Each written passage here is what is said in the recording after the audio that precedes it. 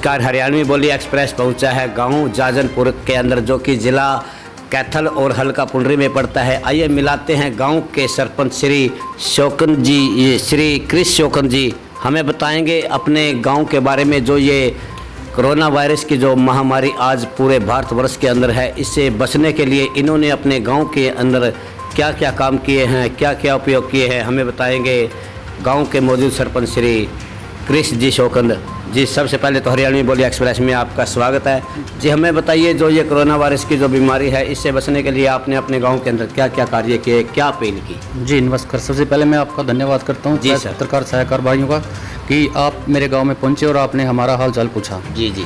पहली बात, ये हमारे गांव में कोरोना की जो बीमारी चली हुई है, इसके बारे में मैं आपको बताऊं। कोरोना एक ऐसी बीमारी है, इसके लिए हम ना तो लड़ सकते, ना कोई अपना इतवार चला सकते। जी जी। तो मेरे जो गांव में है, मैंने ऑलरेडी जब से 21 तारीख के बाद टिकरी पहरे लगाए हुए हैं। जी जी। और जो भी जितना भी जैसे भी मोदी जी के आदेश थे उसका हम पालन कर रहे हैं।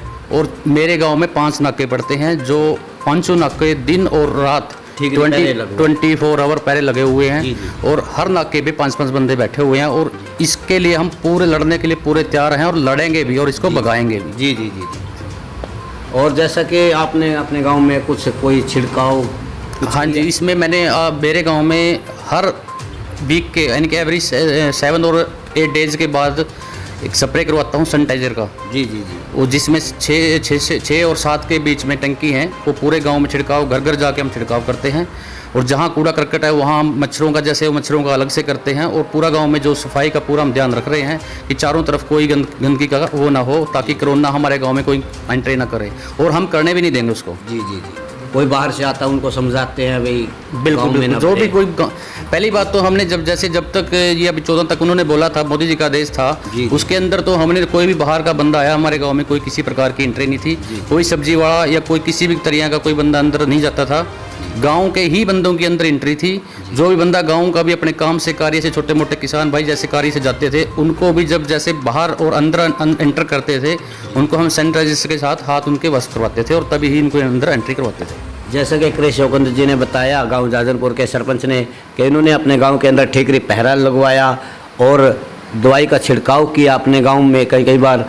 और जी, आपने अपने गांव की जनता से क्या अपील की है? जनता से मैंने ये अपील की है कि ज़्यादा से ज़्यादा अपना घर में रहें। 60 साल के बुजुर्ग और जो बच्चे हैं उनको बाहर मत निकलने दें। जी जी। जो भी है जिसका कोई ज़रूरी इमरजेंसी काम है, उसी काम से ही वो बाहर जाए।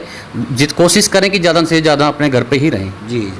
आपने कोई गरीबों में कुछ सहायता की है सर? जी बिल्कुल। जो गरीबों में जिनके पास जैसे कि राशन कार्ड तक भी नहीं थे, उनको हमने, जैसे मोदी जी की जो स्कीम थी उसका जो राशन वगैरह जो आया था, वो हमने उनको घर घर जाके, उनके घर पे जाके उनको दिया है।